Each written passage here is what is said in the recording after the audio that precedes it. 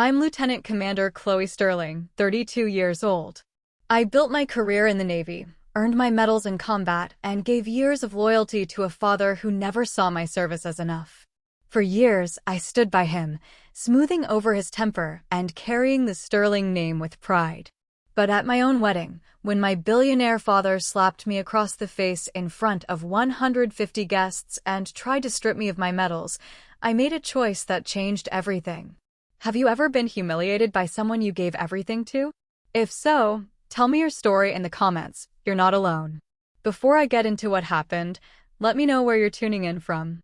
And if you've ever had to stand up for yourself after being wronged, hit that like button and subscribe for more true stories about boundaries and reclaiming your worth.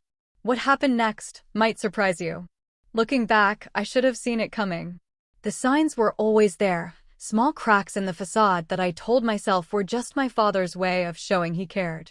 Harold Sterling, CEO of Sterling Industries, worth $3 billion according to Forbes, had opinions about everything I did, especially my uniform. Still playing soldier, I see. That's what he said when I walked into his corner office last spring, fresh from a commendation ceremony.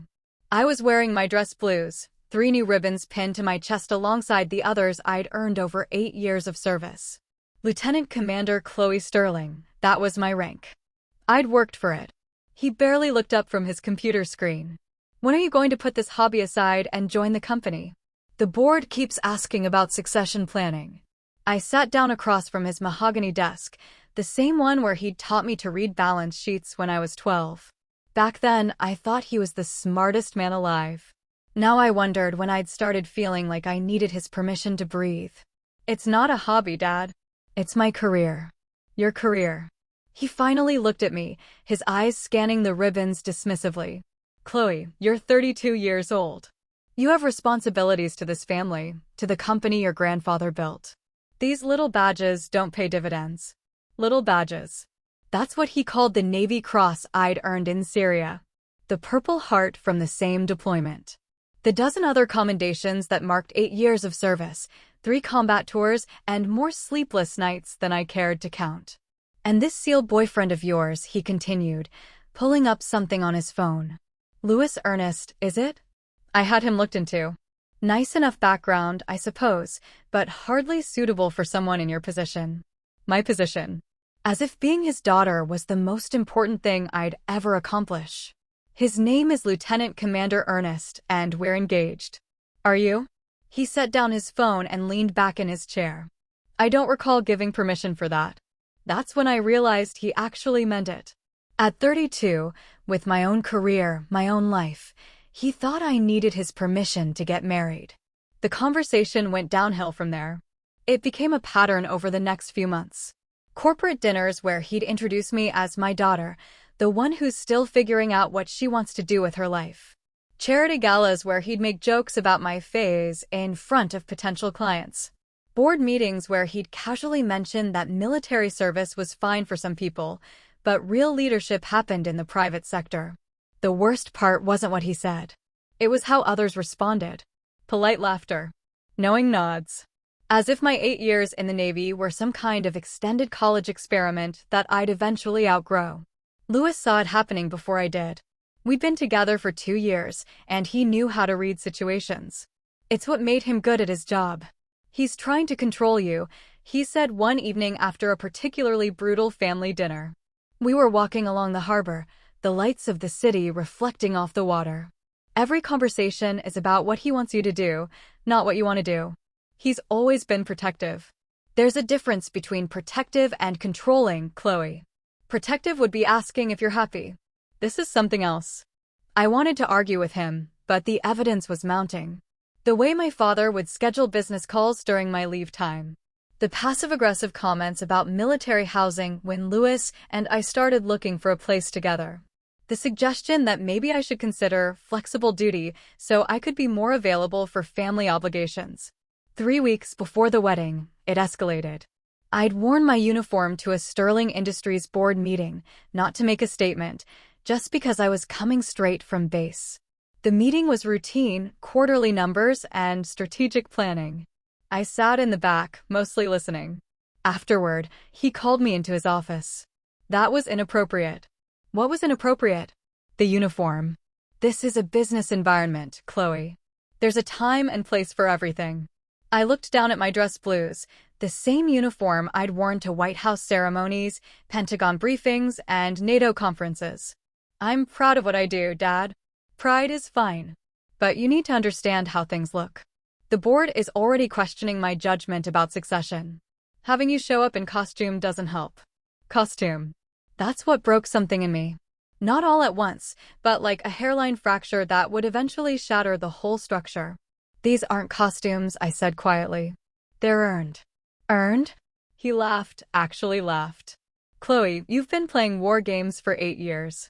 It's time to grow up and take responsibility for your real life. I left his office that day knowing something had changed between us. I just didn't know how much. The wedding planning became a battlefield. He wanted the ceremony at the country club, with 500 guests and a reception that would double as a networking event. Louis and I wanted something smaller, more personal. We compromised on 150 people, but even that felt like too many strangers watching us make promises to each other. 2 days before the ceremony, my father pulled me aside after the rehearsal dinner.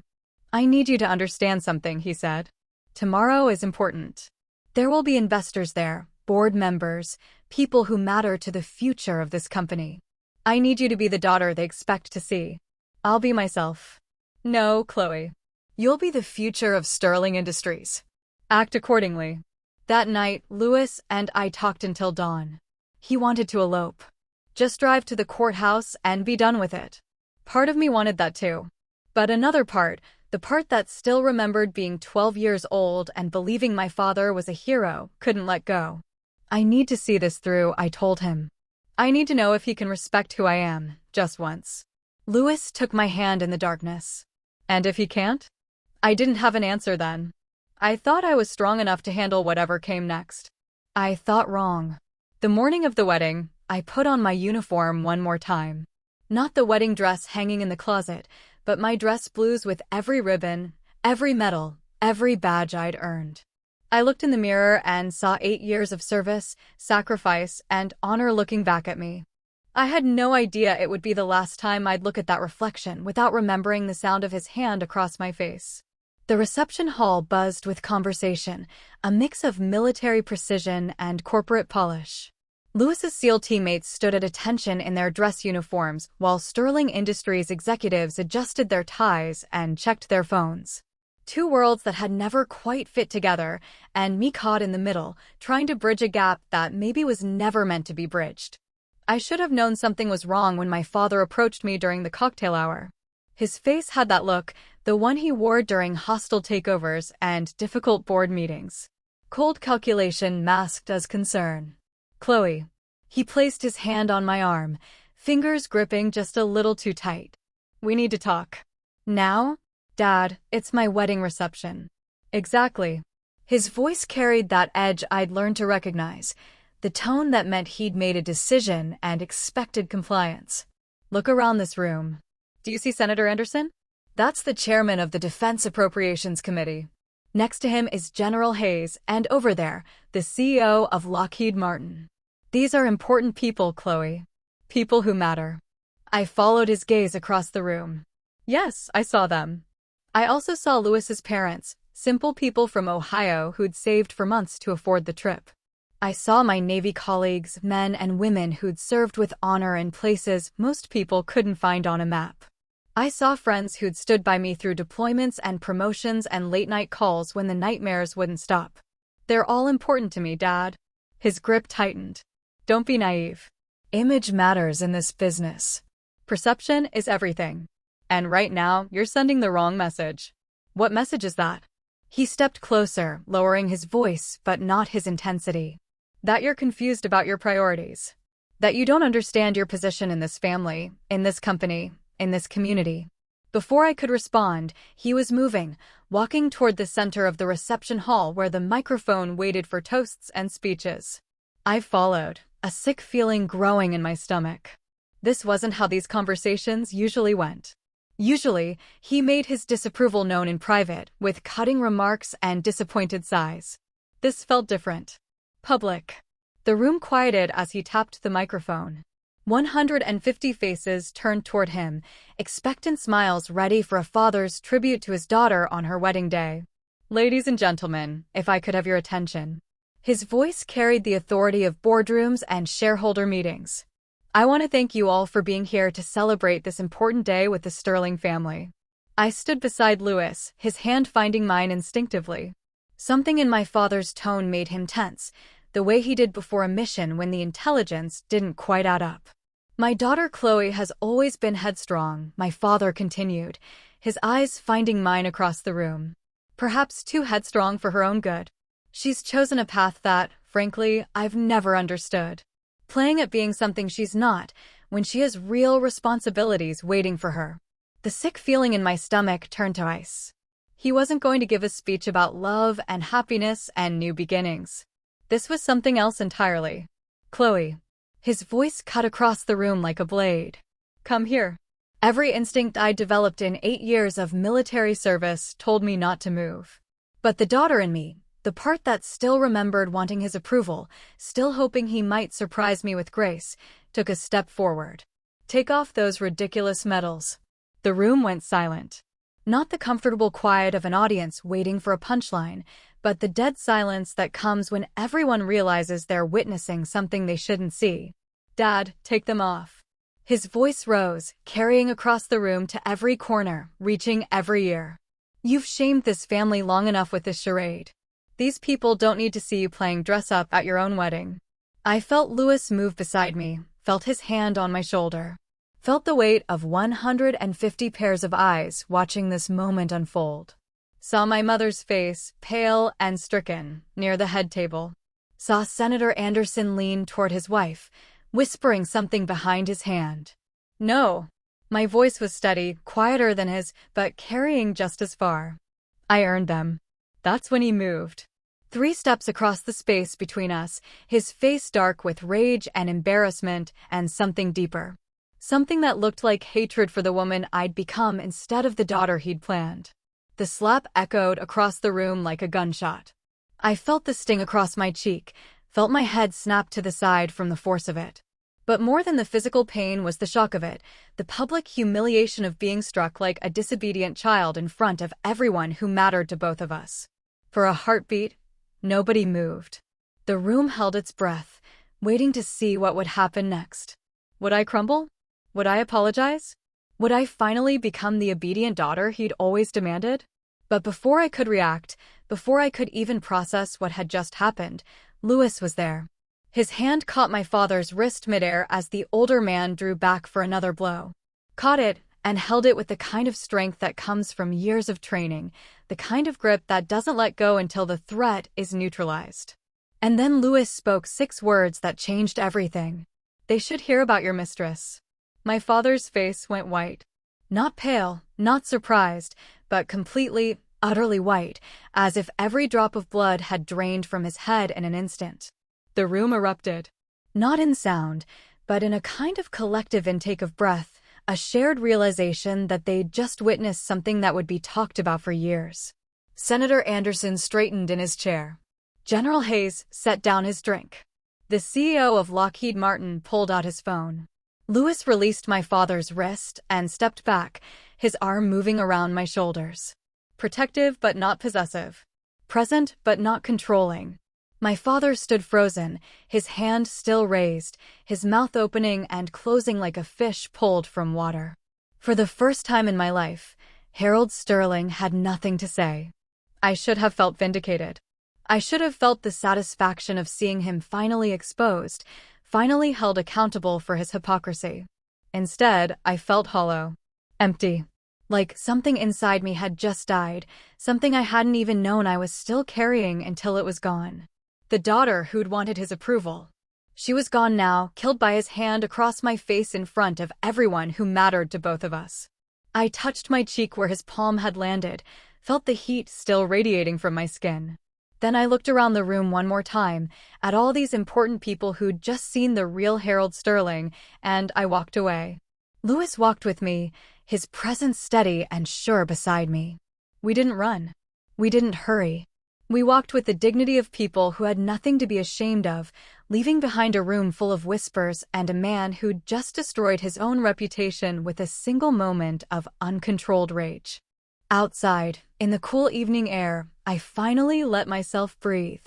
Growing up in Harold Sterling's house was like living in a museum where I was both the prize exhibit and the least important artifact. Everything revolved around the company, around the image, around maintaining the reputation of a man who'd built an empire on precision and control. I was part of that image, expected to be perfect, polished, and perpetually grateful for the privilege of carrying the Sterling name. My earliest memories are of board meetings and charity galas, of being dressed up and paraded around as proof of my father's success in all areas of life. "Look at Harold Sterling," they'd say. "He's not just a brilliant businessman. He's a devoted family man too. See how well-behaved his daughter is, how articulate, how poised." I believed it then. Believed that being his daughter was the most important thing I could be, that his approval was worth any sacrifice. When he taught me to read financial statements at 12, I thought it was because he saw potential in me. When he brought me to important dinners, I thought it was because he valued my presence. When he talked about legacy and responsibility, I thought he was preparing me for greatness. It took me years to understand that I wasn't being prepared for anything. I was being shaped, molded into a version of myself that would complement his success rather than achieve my own. The military changed that, or started to. I joined the Navy not to rebel against him, but because I wanted to serve something larger than myself. I wanted to earn respect rather than inherit it, to prove my worth through actions rather than ancestry. The first time I put on the uniform, I felt like I was becoming who I was always meant to be. My father saw it differently. He saw my service as a phase, a temporary deviation from the path he'd laid out for me. When I made lieutenant, he congratulated me with the same tone he'd use for a good grade on a college exam. When I earned my first commendation, he framed it and hung it in his office next to photos of himself with presidents and prime ministers, as if my achievement was really his. But I was changing, becoming someone he hadn't planned for. Every deployment made me more independent. Every promotion gave me confidence that didn't depend on his approval. Every mission taught me that leadership wasn't about control, it was about service. The first time I openly disagreed with him, I was 28. He wanted me to leave the Navy and join Sterling Industries as a vice president, starting at a salary that would have taken me 15 years to earn in the military. It was a generous offer, objectively speaking. It was also a cage. "I'm not ready," I told him over dinner at his favorite restaurant. "I want to finish my commitment." "Your commitment is to this family. My commitment is to both." He didn't argue that night, but I could see the calculation in his eyes. He was already planning his next move, figuring out how to bring me back into line. That's what he did with problems. He analyzed them, strategized solutions, and executed plans until he got the outcome he wanted. For the next 4 years, he tried everything. Financial pressure, emotional manipulation, family obligations that coincidentally conflicted with my military duties. He was subtle about it, never quite crossing the line into outright sabotage, but always making it clear that my choices were disappointing him and, by extension, disappointing the family. When I met Louis, the pressure intensified. Not because my father disliked him personally, but because Louis represented a choice I was making without consultation, a future I was building outside his influence. Louis was everything my father wasn't, steady where my father was volatile, secure where my father was desperate for control, honest where my father was calculating. "He's not ambitious," my father said after meeting Louis for the first time.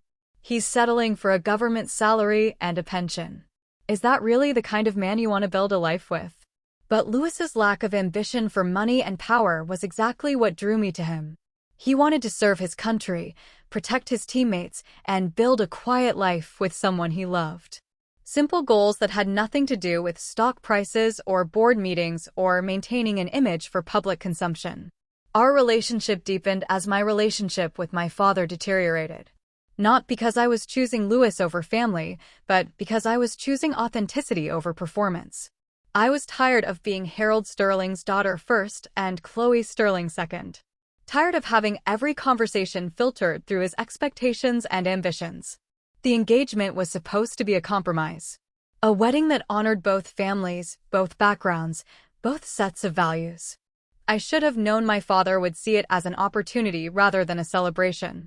Should have known he'd view our guest list as a networking opportunity and our ceremony as a reflection of his reputation rather than our commitment. But some part of me, the daughter who'd once believed he was the smartest man alive, still hoped he might surprise me. Still hoped that when it mattered most, when I was at my happiest, he might choose love over control, support over manipulation, pride in who I'd become over disappointment in who I'd refused to be. I was wrong about that. I was wrong about a lot of things when it came to Harold Sterling. But I wasn't wrong about Louis, and I wasn't wrong about the choice I'd made to build a life based on respect rather than fear, partnership rather than ownership, love rather than possession. The slap taught me something I'd been too naive to understand. My father didn't love me despite my choices. He loved the idea of me making the choices he would have made. When I refused to be that person, when I insisted on being myself, his love revealed itself as conditional, transactional, dependent on my compliance with his vision for my life. It was a painful lesson, but a necessary one. Some bridges have to burn before you can build new ones. Some relationships have to end before better ones can begin. Some daughters have to walk away from their fathers before they can become the women they were meant to be. The morning after the wedding, my phone buzzed with 17 missed calls and 43 text messages. All from my father. All variations on the same theme. Fix this, control the damage, protect the family reputation. As if the slap had been my fault, as if Louis's revelation had been my choice, as if I was somehow responsible for cleaning up the mess he'd made. I turned off my phone and went for a run instead. Louis had already left for base, giving me space to process what had happened without having to perform strength I didn't feel yet. The apartment felt different that morning, lighter somehow, like a weight I'd been carrying for years had finally been lifted. Even the air seemed cleaner. By noon, the calls started coming to our landline. First my mother, then my father's assistant, then family friends who'd been at the wedding and wanted to check on me, but really wanted to gossip about what they'd witnessed. I unplugged the phone and made coffee instead. The first 24 hours were the hardest. Not because I regretted what had happened, but because I was grieving something I'd never really had, the father I'd imagined him to be. The man who would have been proud of my service, supportive of my choices, grateful for the daughter I'd become rather than resentful of the daughter I'd refused to be. But grief, I'd learned in the military, was a luxury you couldn't afford during active operations. And this was an active situation, requiring tactical thinking rather than emotional processing. By the third day, the consequences were becoming clear. Sterling Industries stock had dropped 2% on rumors of internal family conflicts. 3 board members had requested private meetings with my father. Senator Anderson had postponed a defense contract meeting that had been scheduled for months. The mistress story was spreading through Washington's social circles like wildfire, carried by the same people who'd witnessed his public assault on his own daughter. My father tried a different approach then. Flowers arrived at our apartment with a card that read, "Let's talk privately." Then gifts, jewelry, electronics, things he thought might soften my position. When those failed, he sent his lawyer with documents transferring a trust fund into my name, millions of dollars that would be mine immediately if I signed a non-disclosure agreement about recent family disagreements. I burned the documents in our fireplace and sent the ashes back in the same envelope. That's when he got desperate. "Chloe, please." His voice on the voicemail sounded older, friendlier than I'd ever heard it. "You're my daughter. You're all I have. We can work this out, we can fix this. Just call me back." But he was wrong about that. I wasn't all he had, and he wasn't all I had. He had his company, his reputation, his billions of dollars, and his board of directors, and his network of powerful friends who were already distancing themselves from the liability he'd become. And I had Louis, I had my career, I had 8 years of service that had taught me the difference between loyalty and submission, between family and ownership. The breaking point came 2 weeks after the wedding. He showed up at my apartment unannounced, looking haggard and desperate in a way I'd never seen before. His hair was uncombed, his suit wrinkled, his eyes red-rimmed from lack of sleep. "You have to help me," he said when I opened the door. "The board is calling for my resignation. The contracts are being canceled. Everything I've built is falling apart because of what happened at your wedding.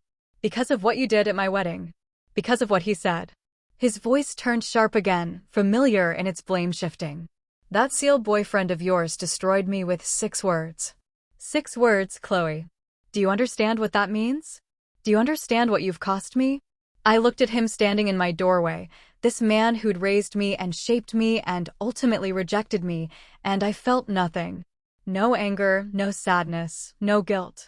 Just a kind of empty recognition that we were strangers now, had maybe always been strangers. "I didn't cost you anything," I said. "You did this to yourself the moment you decided to hit me in front of a room full of people. Everything that's happened since then is just consequences catching up." He tried to push past me, tried to come inside so we could discuss this properly, but I blocked his way. 8 years in the Navy had taught me how to hold a position when it mattered. "I'm not covering for you anymore," I said. "I'm not making excuses. I'm not managing your image. I'm not pretending to be someone I'm not so you can feel better about the choices you've made. Find someone else to fix your problems." I closed the door in his face and locked it. He stood outside for 20 minutes, knocking and calling my name and making promises he had no intention of keeping. Then he left, and I haven't seen him since. The silence that followed was profound. No more calls, no more gifts, no more attempts at reconciliation. He'd finally understood that I meant what I said, that his daughter was done being his safety net, his image consultant, his excuse for why a man who could run a billion-dollar company couldn't manage his own personal life. It should have felt like victory. Instead, it felt like freedom. 6 months later, the changes were undeniable. My father's empire wasn't crumbling exactly, but it was contracting. Key contracts had been lost, important partnerships dissolved, board members replaced with people who had less tolerance for scandal and more interest in actual leadership than image management. Meanwhile, I was thriving. The Navy had promoted me to commander, a recognition of work I'd been doing for years, but that had somehow been overshadowed by my father's constant demands for attention and energy. My colleagues, the ones who'd witnessed his behavior at the wedding, treated me with a respect that felt different now, deeper. Not because they pitied me, but because they'd seen me handle a crisis with dignity and strength. Louis and I had settled into a rhythm that felt natural in a way my relationship with my father never had. We made decisions together, supported each other's careers, built a life based on mutual respect rather than one person's need to control the other. It was quiet and steady, and exactly what I'd been missing for 32 years without knowing it. The contrast was stark. Where my father demanded loyalty through guilt and manipulation, Louis earned it through consistency and trust. Where my father saw my military service as competition for my attention, Louis saw it as part of what made me who I was. Where my father required constant management of his emotions and ego, Louis simply showed up as himself and let me do the same. The difference extended beyond our relationship to every area of my life. Without the constant pressure to manage my father's expectations, I had energy for things that actually mattered to me. I volunteered with a program that helped military families navigate deployment cycles. I took advanced training courses that would prepare me for higher command positions. I slept better, laughed more, felt like myself in ways I hadn't since childhood. Not everything was perfect. There were moments when I missed the idea of having a father, when I saw other people with their parents and felt the absence like a physical ache. Holidays were complicated, family events awkward, questions from well-meaning friends about why I never mentioned my family any more difficult to navigate. But those moments were overshadowed by a peace I'd never experienced before. The peace that comes from living authentically, from making choices based on your own values rather than someone else's expectations, from understanding that love is supposed to expand you rather than diminish you. My father made one last attempt at contact, a letter delivered by courier on what would have been my 33rd birthday.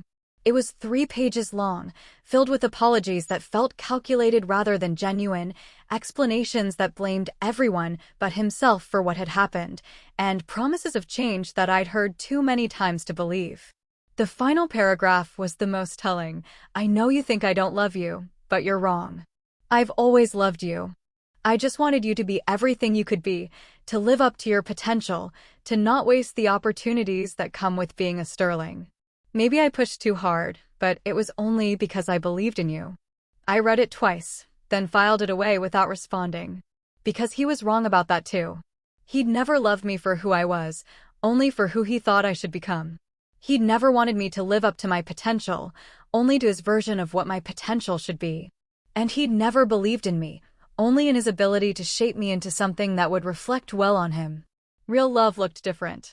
It looked like Louis celebrating my promotion without trying to redirect the conversation to his own achievements. It looked like my Navy colleagues respecting my decisions even when they disagreed with them. It looked like building a life based on values I'd chosen rather than inherited, goals I'd set rather than been assigned, relationships that enriched me rather than depleted me. It looked like standing in my dress uniform, medals intact, at a ceremony honoring military families, knowing that every ribbon on my chest represented something I'd earned through service rather than been given through accident of birth. It looked like coming home to a partner who saw my strength as attractive rather than threatening, who supported my ambitions rather than competing with them. It looked like finally understanding that some relationships are worth fighting for, and others are worth walking away from, and wisdom lies in knowing the difference. The wedding that was supposed to be a celebration became a turning point instead. Not the humiliation my father intended, but a moment of clarity that changed everything. A public revelation of who we really were when the masks came off, when the pressure mounted, when the choice had to be made between control and love. He chose control. I chose love. And that, more than anything else, made all the difference. 2 years have passed since that wedding day, and the story has become legend in certain circles. Not the version my father would tell, where an ungrateful daughter destroyed a family legacy over a simple misunderstanding, but the true version, where a woman finally claimed her own life after decades of living someone else's expectations. I'm Captain Chloe Ernest now, promoted twice in 24 months and commanding a unit that deploys to some of the most challenging locations in the world. The work is demanding, dangerous sometimes, but it's mine in a way that nothing in my father's world ever was. Every decision I make, every challenge I face, every success I achieve belongs to me rather than reflecting on someone else's reputation. Louis made Captain too, leading a SEAL team that operates with the kind of precision and trust that comes from understanding what each person brings to the mission. We're both away more than civilian couples, but when we're together, we're completely present. No divided loyalties, no competing priorities, no need to perform for anyone other than each other. The Sterling Industries saga played out exactly as you might expect. My father managed to hold on to control of the company, but barely. 3 major contracts were canceled, 2 board members resigned, and the stock price took 18 months to recover to pre-wedding levels. The mistress story had legs, as Washington scandals tend to do, spawning articles about powerful men who believed their success exempted them from consequences. He survived it, professionally speaking. Diminished but not destroyed, chastened but not changed. From what I hear through mutual acquaintances, he tells people that I was corrupted by military culture, that my marriage to a man with limited ambitions explains my poor judgment, that he's disappointed but still hopeful I'll come to my senses eventually. The delusion would be sad if it weren't so revealing. Even now, even after everything, he can't accept that I made choices based on my own values rather than his. Can't acknowledge that leaving his orbit was a promotion rather than a failure, that building a life based on service and partnership was success rather than settling. My mother and I speak occasionally, careful conversations that dance around the subjects that matter most. She stayed with him, which doesn't surprise me. 40 years of marriage to Harold Sterling teaches you to accommodate rather than challenge, to manage rather than confront. She's asked me to consider reconciliation several times, using phrases like family healing and moving forward, but she's never asked him to apologize, never suggested that he might need to change rather than just waiting for me to forgive. I don't blame her for that choice, but I don't share it either. Some bridges, once burned, aren't meant to be rebuilt. Some relationships, once revealed as fundamentally unbalanced, can't be fixed with better communication or mutual understanding. Some people love conditionally, and others love completely, and no amount of history or shared DNA can bridge that gap. The medals are still there, pinned to my dress uniform in precise rows that tell the story of 8 years in service to something larger than myself. The Navy Cross, the Purple Heart, the commendations and ribbons that mark deployments and achievements and moments when courage was required rather than just preferred. They catch the light sometimes, small pieces of metal that represent values I've chosen to live by rather than inherited by accident of birth. When I look at them now, I don't think about the night my father called them ridiculous accessories, or the moment he demanded I remove them in front of everyone who mattered to both of us. Instead, I think about the missions they represent, the people they honor, the commitment they symbolize to something beyond personal ambition or family legacy.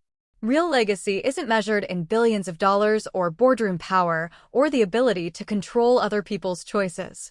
It's measured in service given freely, love offered without conditions, values lived consistently regardless of the cost. It's measured in the kind of person you choose to be when no one is watching, the kind of partner you are when the relationship is tested, the kind of leader you become when people trust you with their lives. My wedding day began as a celebration of love and ended as a demonstration of character. Not the character my father revealed when he let his need for control override his love for his daughter, but the character Louis showed when he protected me without asking what it might cost him. And the character I found when I finally chose authenticity over approval.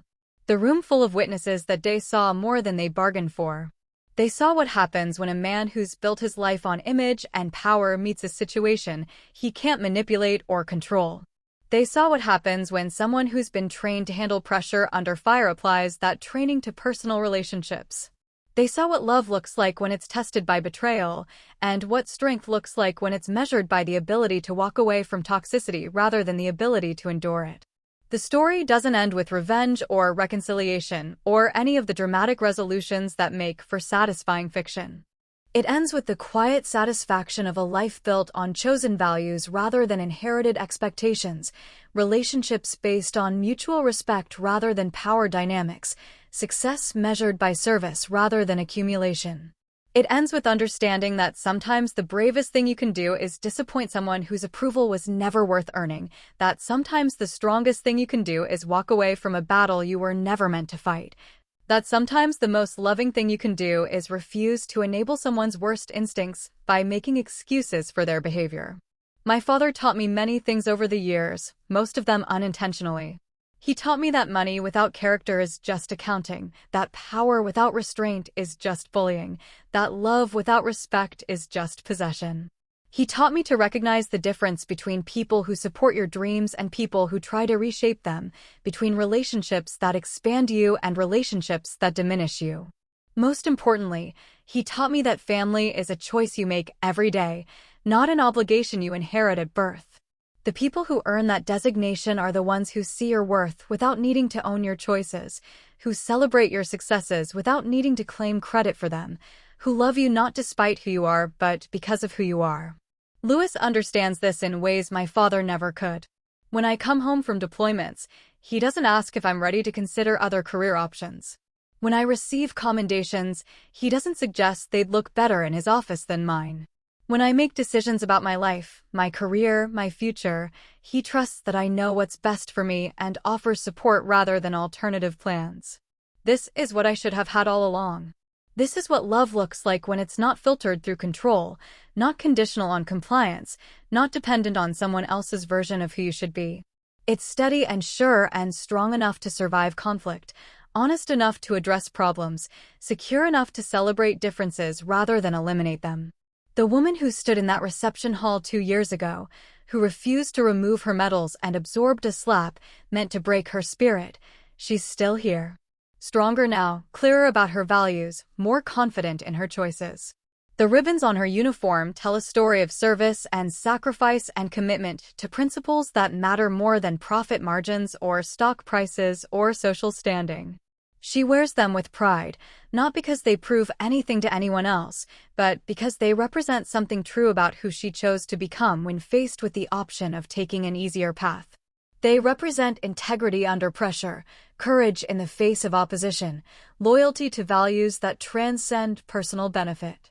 Real legacy isn't what you accumulate or control or force others to acknowledge. It's what you contribute, what you protect, what you stand for when standing costs you something you thought you couldn't afford to lose. It's measured not in dollars or power or deference, but in the lives you touch, the service you provide, the example you set for others who face similar choices between comfort and character. My father will never understand this. He'll continue to measure success by the size of his company, the balance in his accounts, the influence he wields over others. He'll continue to see my choices as rebellion rather than growth, my marriage as settling rather than ascending, my military service as a phase rather than a calling. That's his loss, not mine. His failure to recognize value that can't be quantified, love that can't be commanded, strength that doesn't require others to be weak. His inability to see that the daughter he tried to control became exactly who she was meant to be when she finally escaped his expectations. I don't hate him for it anymore. Hatred requires energy I'd rather spend on people and purposes that deserve it. Instead, I feel something closer to pity for a man so focused on managing appearances that he missed the reality of having a daughter who achieved everything he claimed to want for her, just not in the form he'd imagined. The medals stay. The uniform stays. The marriage stays. The career stays. The choice to build a life based on service rather than accumulation, respect rather than deference, love rather than control, that stays too. And if someone asks about that night, about the wedding where a billionaire CEO slapped his daughter and lost everything that mattered in 6 words from a Navy SEAL, I tell them the truth. Not the version that makes for better gossip, but the version that makes for better understanding. Sometimes you have to lose the family you were born into to find the family you were meant to have. Sometimes you have to walk away from approval to find acceptance. Sometimes you have to disappoint the wrong people to become the right person. The story ends here, with a woman in uniform who knows her worth, a marriage built on mutual respect, a career dedicated to service, and the quiet satisfaction of a life lived according to chosen values rather than inherited expectations. It ends with understanding that real strength isn't the ability to control others, but the courage to be yourself regardless of who approves. The medals catch the light as I write this, small pieces of metal that represent large pieces of truth about what matters and what doesn't, what lasts and what fades, what's worth fighting for and what's worth walking away from. They're mine, earned through service and sacrifice and the decision to stand for something larger than personal ambition. They're staying exactly where they are. 3 years after the wedding, I received an unexpected call from my father's assistant. Margaret had worked for Sterling Industries for 23 years, managing his calendar and his crises with equal efficiency. Her voice was different this time, softer, more personal than the professional tone she'd always used during my childhood visits to his office. "Captain Ernest? I hope you don't mind me calling directly. I got your number from the Navy directory. What can I do for you, Margaret? It's about your father. He's had a heart attack. He's stable now, but the doctors say it was significant. He's asking for you." I sat in my office at the base, looking out at the training grounds where my unit was running formation drills. The request felt surreal after 3 years of complete silence. No birthday cards, no holiday calls, no acknowledgement of my promotions or Lewis's achievements. Nothing. And now, when he was vulnerable, when he needed something from me, suddenly I was his daughter again. Is he going to recover? The doctors think so, yes. But it will be a long process. He's been asking for you since he woke up in the ICU. He wants to see you. I told her I'd think about it and ended the call. That evening, Lewis and I talked it through over dinner, the same careful discussion we'd have about any mission with complex variables and uncertain outcomes. "What do you want to do?" he asked, because that's how our relationship worked. No pressure, no assumptions, just honest questions that helped me think through the decision. "I don't know. Part of me thinks I should go. He's still my father, regardless of everything else. But another part of me wonders if this is just another manipulation. Crisis brings out people's worst instincts sometimes. And sometimes it brings out their best. That was Louis, always willing to see potential for growth even in people who'd proven themselves incapable of it. It was one of the things I loved about him, even when it challenged my own more skeptical instincts. I went to see him 2 days later, wearing civilian clothes instead of my uniform. The hospital smelled like disinfectant and fear, familiar from too many visits to wounded teammates over the years. My father looked smaller in the hospital bed, older, diminished by machines and monitors that beeped steadily in the background. "Chloe." His voice was weak, but his eyes were alert. "You came. Margaret said you were asking for me." He nodded, struggling to sit up straighter. "I've been thinking. About the wedding. About what happened between us. About mistakes I've made." I pulled a chair next to his bed, but didn't sit down yet. "What kind of mistakes?" "All of them." He laughed, but it came out as more of a wheeze. "The slap. The things I said about your service. The way I treated your husband. The way I treated you your entire life, if I'm being honest." This was new territory. Harold Sterling admitting mistakes, accepting responsibility, acknowledging that his behavior had consequences. I wanted to believe it was genuine, but 32 years of experience made me cautious. "Dad, you almost died." People say things when they're scared that they don't necessarily mean when they're better. Maybe. But I've had a lot of time to think these past few days. Do you know what I kept coming back to? That night at the wedding, when you refused to take off your medals. You were right to refuse. They weren't ridiculous. I was. I sat down then, because this conversation required more balance than I could maintain while standing. "You were angry." People say things when they're angry. No, Chloe. I wasn't angry. I was scared. He turned his head to look at me directly. I was scared that I'd raised a daughter who was stronger than me, braver than me, better than me in every way that mattered. And instead of being proud of that, I tried to tear you down to make myself feel bigger. The monitors continued their steady beeping while I processed what he'd said. This was the conversation I'd wanted to have for years, the acknowledgement I'd waited for, the apology I'd stopped expecting. It should have felt like vindication. Instead, it felt complicated. Why no? Why not 3 years ago, or 5 years ago, or when I first joined the Navy? Because I wasn't dying 3 years ago. He smiled, a shadow of the confident expression I remembered from childhood. Funny how mortality clarifies things. Makes you realize what actually matters and what's just ego dressed up as principle.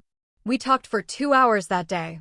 Not the careful, performative conversations of my childhood, but real dialogue between two adults who'd hurt each other and were trying to figure out if there was a path forward.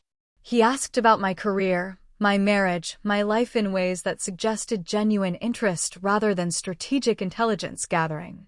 "Are you happy?" he asked as visiting hours were ending. "Yes. Very happy." "Good. That's what I should have wanted all along. Your happiness, not your compliance." I left the hospital that day feeling something I hadn't expected: hope. Not for a complete reconciliation, not for erasing years of damage with one honest conversation, but for the possibility that people could change, that relationships could evolve. That forgiveness didn't have to mean forgetting, but might mean moving forward differently. Louis was waiting when I got home, takeout containers from our favorite Thai place arranged on the kitchen table. He didn't ask how it went right away, just let me settle in, eat something, find my equilibrium before we talked through what had happened. He apologized, I told him finally. Actually apologized. Not the non-apology version where he explains why his behavior was justified, but a real acknowledgement that he was wrong. How do you feel about that? Confused. Relieved. Suspicious. Hopeful. All at the same time. Louis reached across the table and took my hand. "What do you want to do with it?" "I want to see if it's real. If he means it, if he's actually capable of change, or if this is just fear talking and he'll go back to being himself once he recovers. And if it's real, then maybe we can build something different. Not the relationship we had before, but something based on who we actually are instead of who he wanted me to be." The recovery was slow and complicated, like most meaningful changes. My father spent 6 weeks in various stages of hospital care, then months of cardiac rehabilitation and lifestyle modifications that forced him to confront mortality in ways he'd never had to before. I visited twice a week, conversations that gradually became easier as we learned to relate to each other without the power dynamics that had defined our relationship for decades. He asked questions about my military service that went beyond surface details, genuine curiosity about the work I did, the people I served with, the missions that had shaped my understanding of leadership and sacrifice. He listened when I talked about Lewis's career, about the challenges and rewards of military marriage, about the life we'd built together. Most surprisingly, he began to share things about himself that had nothing to do with business success or family legacy. Stories about his own father, a man I'd barely known who died when I was young. Regrets about choices he'd made in building the company, relationships he'd sacrificed for success that suddenly seemed less important than he'd believed. "I thought providing for you meant giving you everything I'd never had," he said during one of these conversations. Financial security, social position, opportunities that money could buy. I never considered that what you might need most was something I'd forgotten how to give. Which was unconditional support. The freedom to become whoever you were meant to be, not whoever I thought you should be. The conversations weren't always easy. There were moments when old patterns reasserted themselves, when his instinct for control bumped up against my hard-won independence, when we had to consciously choose to interact differently than we always had. But the difference now was that we both recognized these moments and made efforts to correct course rather than escalating into familiar conflicts. Lewis joined us for some of these visits, and I watched my father make genuine efforts to understand and respect the man I'd married. He asked about SEAL training, about deployment challenges, about the kind of leadership required when people's lives depend on your decisions. The questions weren't strategic or calculating. They came from someone trying to understand a world completely different from his own. "Your husband is a good man," he told me after one of these conversations. I didn't see it before because I was looking for the wrong things. I was measuring him against standards that don't actually matter. What do you see now? Someone who loves you for who you are instead of who you could become for him. Someone who makes you stronger instead of smaller. Someone who earns respect instead of demanding it. These words meant more to me than any apology because they showed understanding, not just regret.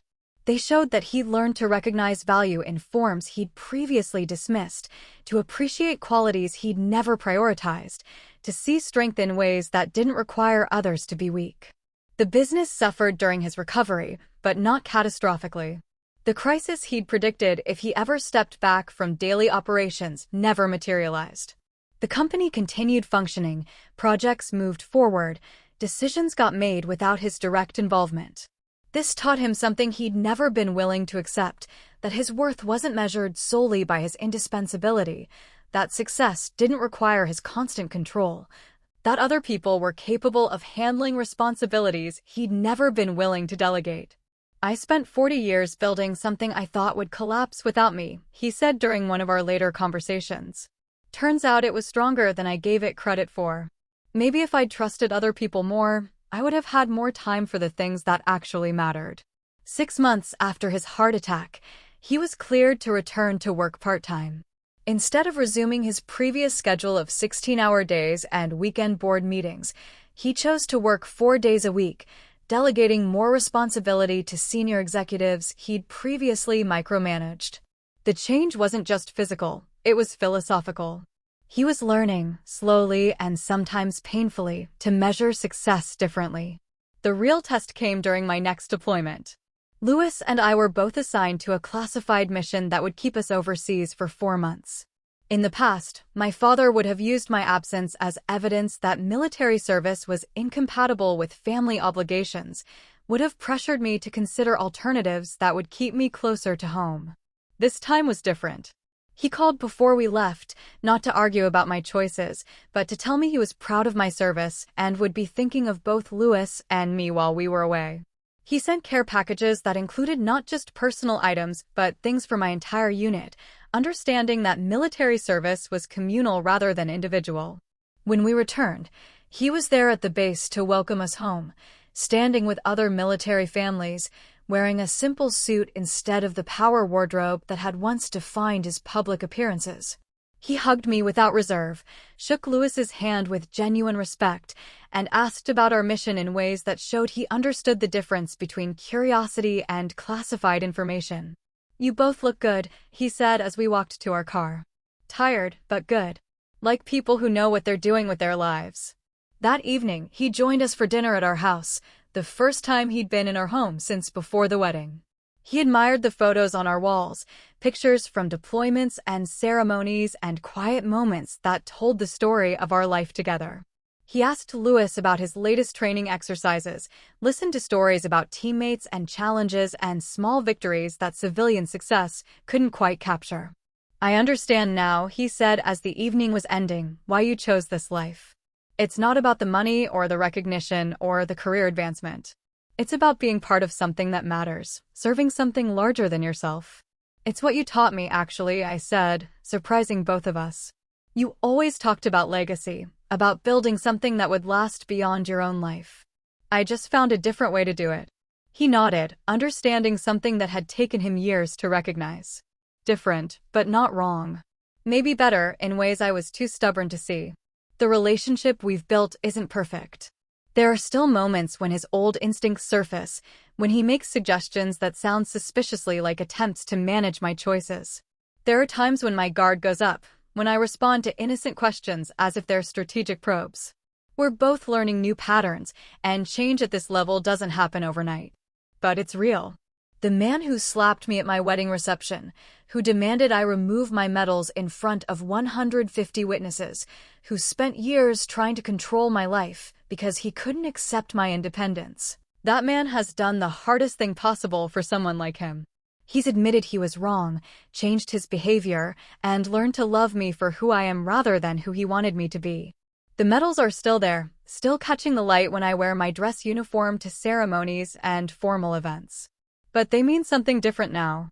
They're not symbols of rebellion or independence or the choice between family and authenticity. They're simply what they were always meant to be: recognition of service, sacrifice, and commitment to values that transcend personal interest.